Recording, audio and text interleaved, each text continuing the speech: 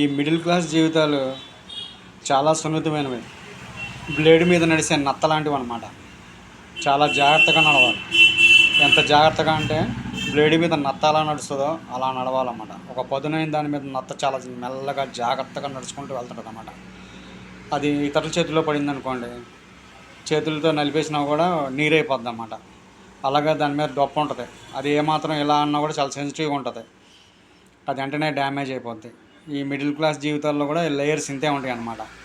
ప్రతి క్షణం దాన్ని కాపాడుకుంటూ ముందుకు సాగాలంటే చాలా పేషెన్స్ ఉండాలన్నమాట. ఏంటంటే తాబేలులాగా నడుస్తున్నా పర్లేదు, కుందేలులా పరిగెత్తపోయినా పర్లేదు, అలా నత్తలాగా మెల్లమెల్లగా మెల్లమెల్లగా పాక్కుంటూ నా జీవితంలో పోతుంటేనే ఈ మిడిల్ క్లాస్ జీవితాల్లో సక్సెస్.